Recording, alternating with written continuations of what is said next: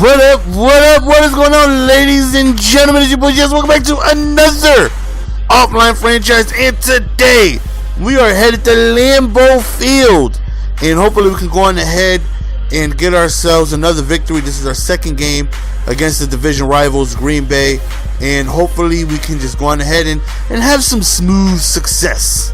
Now, unfortunately, if you guys caught my earlier video, I did the live commentary for this, and for whatever reason, my audio just did not capture, and that sucked.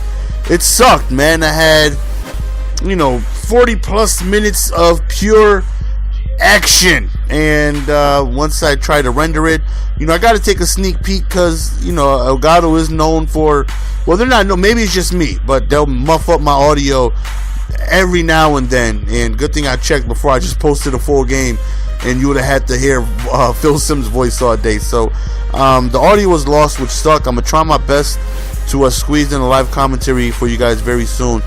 Samuel Bradford is the quarterback for the Packers. First play, we just hit him with the sack, just coming off the edge, man. Daniel Manning with that fire. So I am excited that the 49ers went ahead and won today.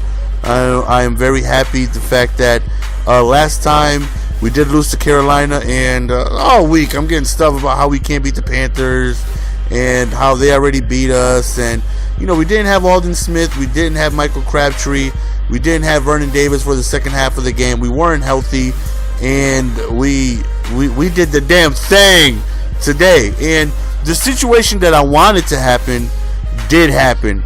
I'm glad we got Seattle. Seattle is the team that I want. I want to go into Seattle and beat Seattle because again, a lot of naysayers against the 49ers, and Seahawks are definitely a tough team. And I know we're not going to go in there and blow them out. Or Seattle is a very, very tough team. They are, one of the better teams in the NFL. I just want to be able to go through the best, and I want to beat them. You know what I mean? As we end up scoring a touchdown right here, I want to beat this team. I want to be able to go in Seattle and beat this team, because if we can do that, I feel like we can beat anybody coming out of the AFC. Because playing Seattle in Seattle, beating them would be, I would think, harder than the Super Bowl game. Because if you look at who's coming out of the AFC, if you look at New England, if you look at Denver, or whoever comes out of there, right now, the Broncos game is going on now, so who knows what's going to happen with that game. But I'm thinking it's either going to be New England or Denver. And, I would say that playing in Seattle is a tougher matchup than, going up against Denver or New England. That's my opinion. I definitely feel like if we can beat Seattle in Seattle, then we're good to go in the Super Bowl, because beating Seattle is not easy, and then beating them in home is even more difficult. So hopefully we can accomplish that. Also, the Super Bowl is in New Jersey this year. This is the first time ever where it's held in a cold venue. Well, it's been held in cold venues before, but it's always been in a dome. This is the first time where it's actually just gonna flat out be in the cold in February in New Jersey, where it's frigid. It is gonna be in Giant Stadium, Jet Stadium, whatever team wants to claim it, I don't know, but it is going to be in New Jersey, and I live in Connecticut, so if the 49ers make it, that's an hour and a half drive away, hopefully I can go. My brother is a huge Denver Broncos fan, so maybe we'll match up against each other, and maybe the both of us will go. I don't know. I just know that if somehow the 49ers make it to the Super Bowl, I want to go. I don't give a damn if I gotta sit in the bleachers by my damn self next to strangers sharing nachos. I don't care. This is the closest the Super Bowl is ever gonna come to me.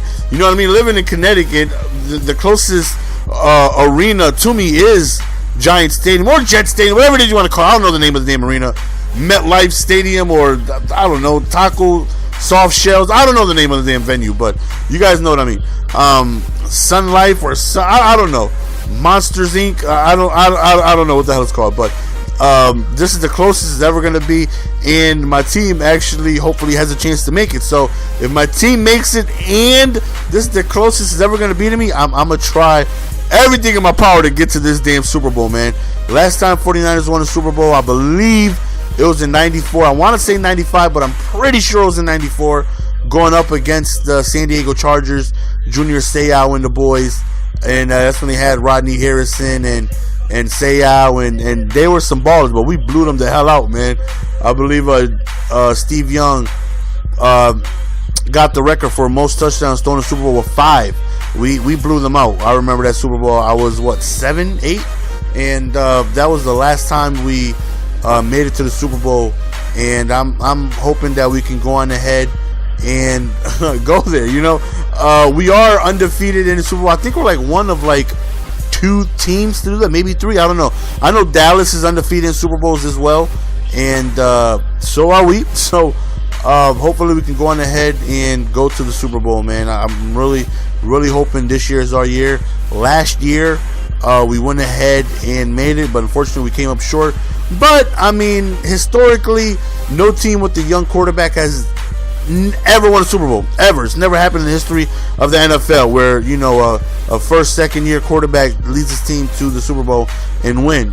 So a young quarterback at that. I'm not saying this is your first year with the team, like how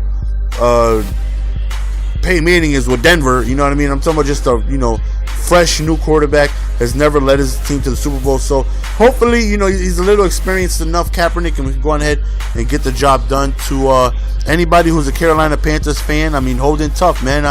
You guys are great. You guys are great. This is definitely something positive, man. You guys started 1-3. You guys finished the season 11-12. Was definitely one of the biggest surprises this year, and you guys got a lot of great things to look forward to, man. Cam Newton is a star. That guy is a star, and you guys got a lot of good things coming your way. Your defense is tough. Your offense is tough. But a lot of inexperience showed. Whole lot of penalties going up against you guys.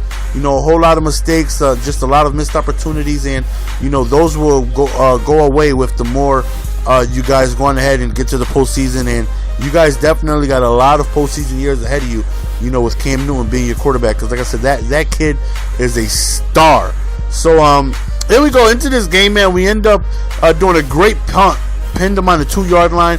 And one thing about the computer, even though stopping them on all Madden is almost impossible because they're cheesy, it is noticeable when they're going to run the ball. When they come out in 2-1-2, 99.8%, they go on ahead and they hold on, as this game's going on, I'm watching the Denver game, 4th quarter, 5 minutes left, and it's an onside kick. San Diego's down 10. I think San Diego got it. Oh, San Diego got it. Oh, we got a ball game here, fellas. We got a ball game here. Now, by the time this video goes live, the game will have been over, but San Diego came through with the onside. 5 minutes remaining with ball, down 10, with the opportunity to make it a 1-possession game. Wow. All right, back to this video. So like I was saying, man, it's very noticeable when they're going to run the ball. They come out, 2 wide receivers, 1 running back, 2 tight ends. They're going to run the ball. You will run commit.